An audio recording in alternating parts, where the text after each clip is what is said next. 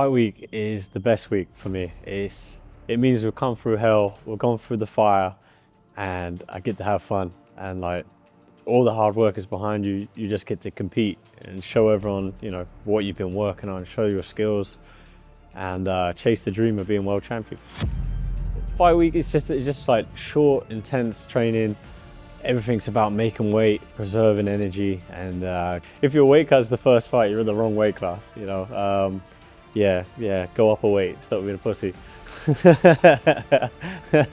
No, man, when you've got a good team, you're disciplined and you do everything, it shouldn't be a fight. The last kilo maybe is tough, but if it's that much of a fight and you're killing yourself, you should probably go up a weight.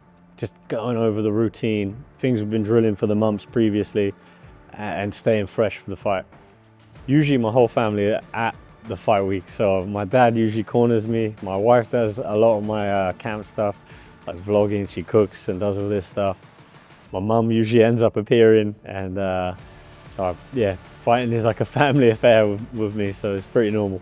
When I fought Calvin Kattar in Vegas was probably the most memorable. I just had my brother and my dad with me. We were there for extra time, and we just had a lot of fun. Just went shooting with axes, went off-roading in the desert, even though the rental company said we can't do it.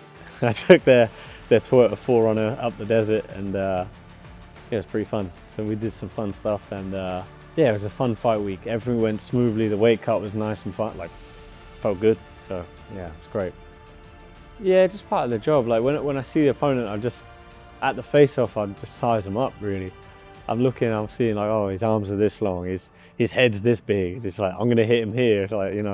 This is what I'm thinking. I'm not really thinking, oh, he's so strong. I'm thinking, this guy's smaller than I thought. But when I fought Dan Hooker, they said 6 foot, and I was like, this guy's 6'3" at least. I was like, he's tall, man. This guy's got even taller. Yeah, but no, you shrink the opponent, You're like, he's just a human. He's just a man. Like, this guy's nothing. He's not like a god or something, So yeah, just another man. So when you're like the main event, you're higher up on the card, you're headlining, you get to do more stuff. So you get to do more press stuff. It's a lot of asking the same questions over and over, but it keeps you busy and it keeps your mind active, so you're not just sitting in your hotel room stewing. Doing those press things, like when I fought Max Holloway, driving around Kansas City, seeing myself on billboards in a random city was pretty cool. Coming from a small village in England and then being in Kansas City and on a big billboard somewhere, that was pretty cool. So that's probably my favorite moment. Yeah, the camp wasn't great, but it was that belief that this was the step.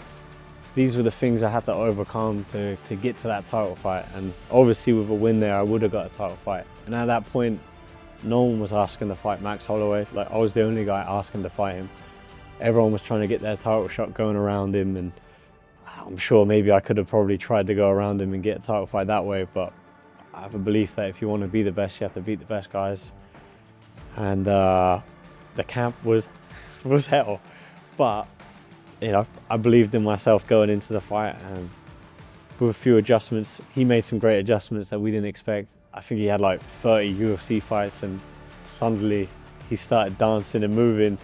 I expected him to come forward, and next thing he's drifting and light footwork. So he did some great things too. But just full belief that these are the obstacles I had to tackle to get to that title, and nothing was going to deter me. And it's still the same, even with the loss to Max. Doesn't change anything. Whenever, I don't care if it happens when I'm 50, is to be world champion. That is, when I was younger, I used to put a time on it, and it needs to be this time, I need to do it by this.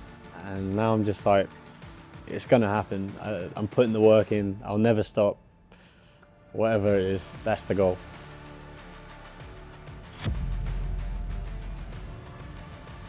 Everyone has their own individual battles, right?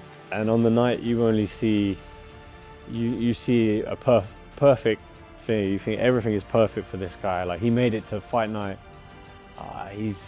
Everything went perfect, but you don't see all the things he did behind the scenes, and you don't see that maybe this guy's tweaked his knee, maybe he's sick, maybe this, maybe that. There's always things. Maybe his personal life is in hell, relationships and things like this. You don't see these things on fight night. You just see the man, and it's overcoming all these things. It's what enables you to be great, right? So without going through all that, then it doesn't mean anything. It'd be easy. If it was easy, it means nothing. So you need these obstacles to, it's easy to quit, right? I think it was Chael Sonnen said it, right? Easy, quitting is the most available option at all times. You can always quit.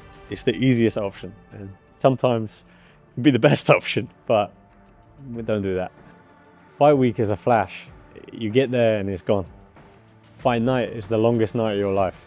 You wake up in the morning, the clock is doing, every second is a minute. You know, every second is a minute on fight night.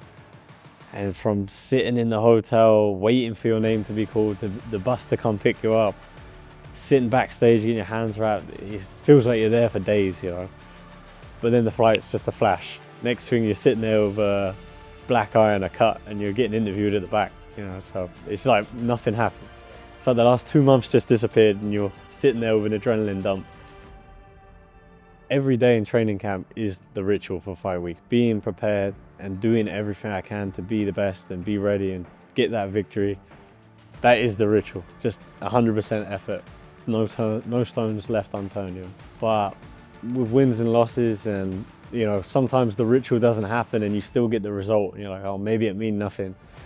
And then I've had the times where I've turned up with my my necklace, the right pants, and I still haven't got the decision. You know? Then the ritual doesn't work. So does the ritual mean anything?